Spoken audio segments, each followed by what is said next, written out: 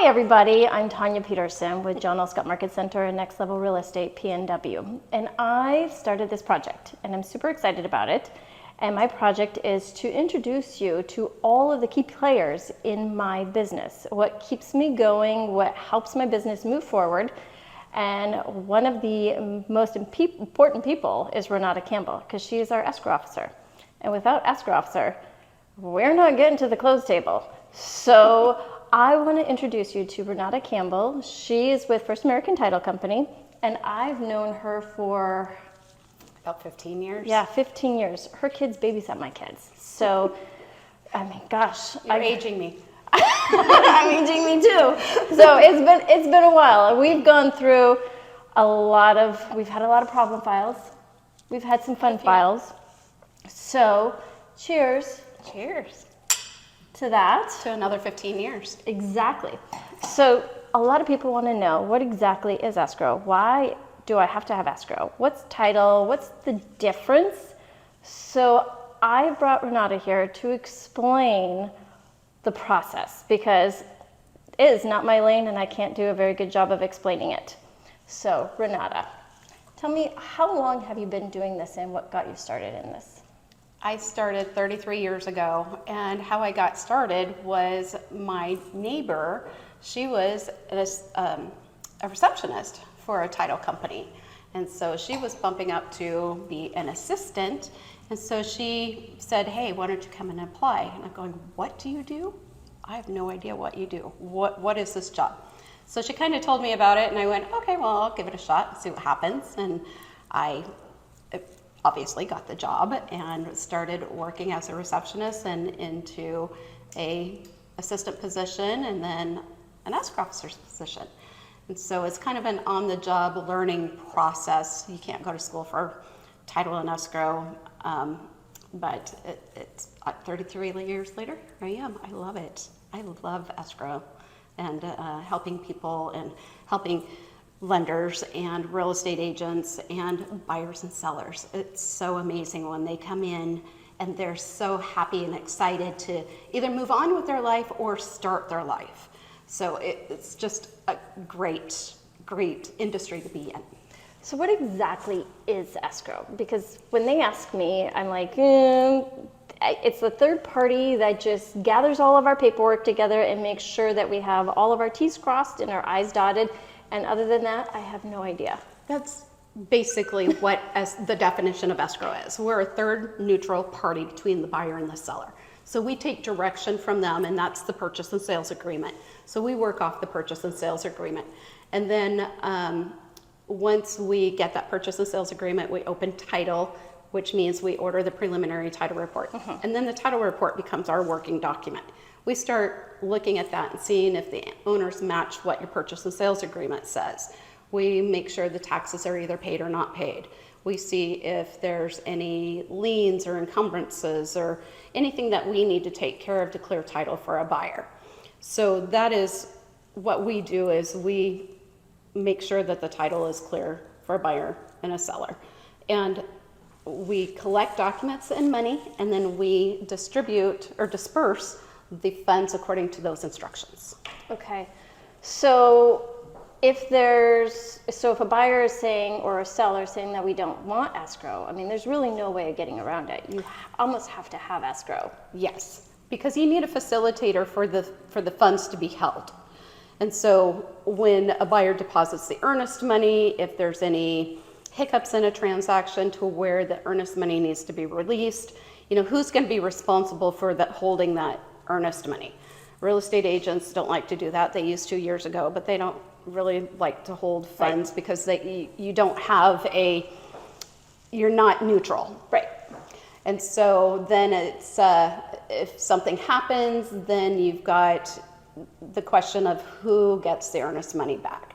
And so then we pull in instructions, and the buyer and the seller needs to agree mutually on those instructions and where those funds go. Okay. So then when you were saying that you make sure all the parties are part of the transaction and everything, so what happens if it's a trust? Because we've come across a lot of those. And how do you deal with, how does that work and how does that play? What we do is when a seller or property is in a trust, we verify with the seller who can sign on behalf of that trust. We obtain the trust certification just to make sure.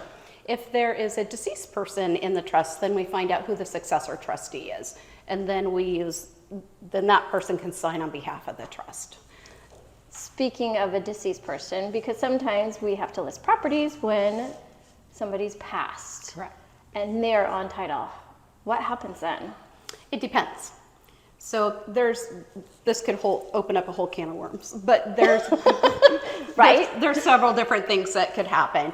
So if the deceased person is in title with another person and the vesting is behind there that says either they're tenants by the entirety, which means husband and wife, then the property goes to the spouse. Okay. If it's two individual people, like mother-daughter, and they don't have any vesting behind their name, and let's say mom passes away, then her 50% goes into possibly a probate or an estate, and then the daughter's 50%, she can sell that on her own. So it just depends on how the vesting is. So vesting is also important when someone buys. Okay. Never even thought about that. Yeah. Huh. How they're going to take title. How they're going to take title is important. Okay. So I know that we've done transactions before. Now I'm just starting to think about not really problem ones, but some where it was an entity or a business buying. Mm-hmm. Can they take title into their name, or do they have to do it? I feel like they had to do it in a different name and then transfer it over. Or It depends. If the buyer wants to take title under a trust or an LLC, a corporation, they can do that. It just depends if they are paying cash or obtaining a loan. So if they obtain a loan, sometimes lenders won't lend under those entities. So it just really depends on the situation and what the buyer wants to do. okay. Huh. So now title, because so you explained escrow and all of that, and you've touched base on title.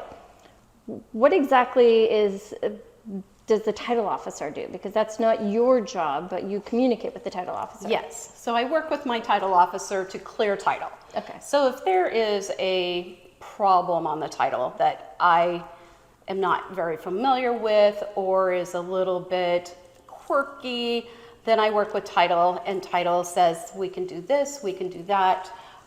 Here's what we need to do to clear it. So my title department, what they do is they search the property. So they go to the state, the county, they check for judgments and liens, anything that's recorded. So child support, spousal support, divorces, there's a whole slew, credit card judgments, taxes.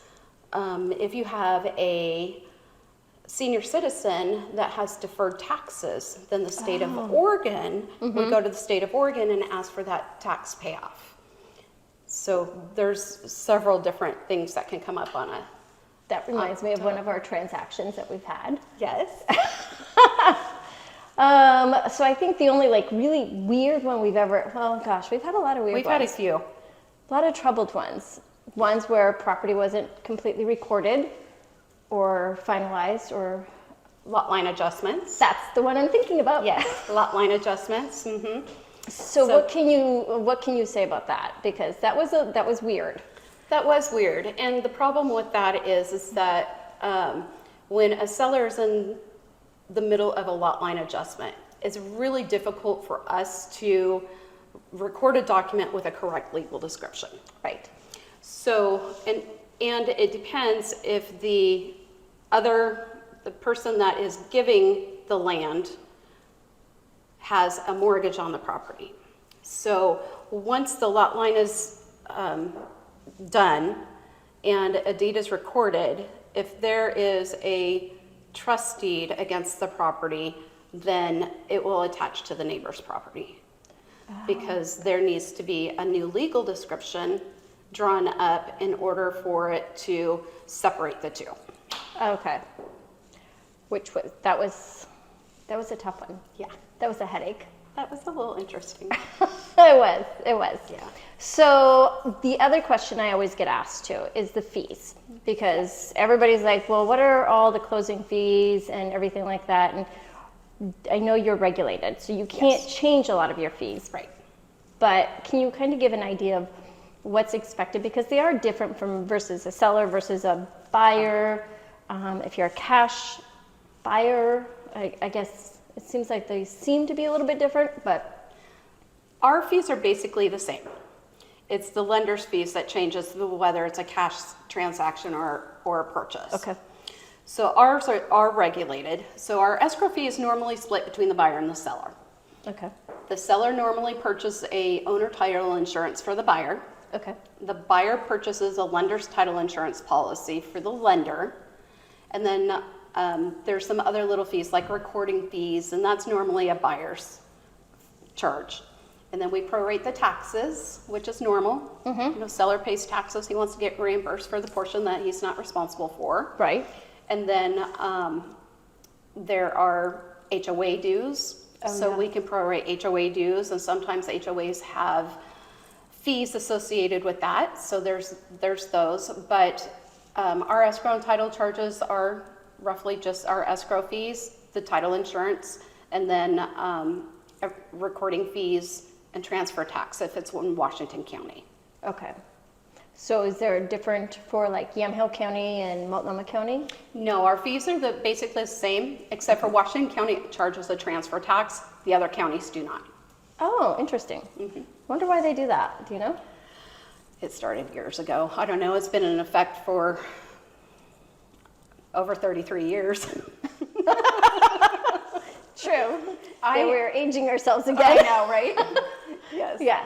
I don't think I have any other questions. Do you have anything else to add? I mean, am I missing anything other than? No, I mean, our title department, they do a lot of behind the scenes stuff, and they are very important to this process. And I think escrow is very important for the process as well, because we collect documents and money, and we execute those once everybody has signed, and then we make sure that the documents get to recording, and then we make sure that the funds get dispersed to who they need to be dispersed to. So, and that you have thorough, clean title and instructions from us. Exactly. Because sometimes we forget as agents to send information over. Every once in a while, to let you know, hey, an addendum. We're closing early, we're closing later, we're paying for this, or we're not paying for something. Right.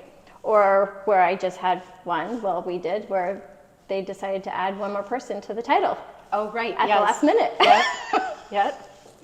That happens all the time too.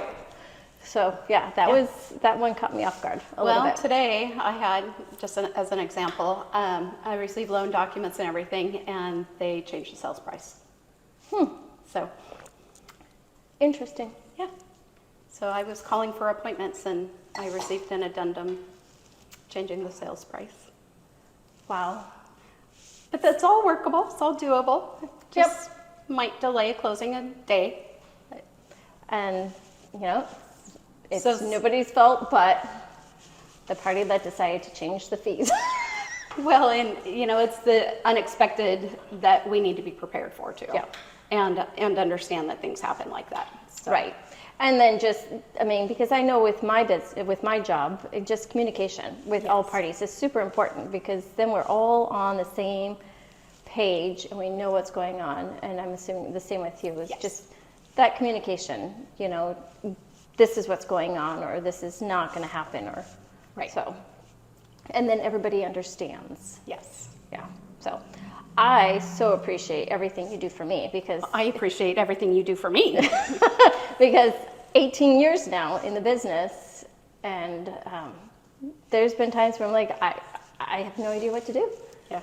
Can you tell me what to do and help me through this? And you've been amazing to work with. Oh, thank you. I appreciate that. Thank you so much for your friendship and your working with me. Oh, absolutely. I love it.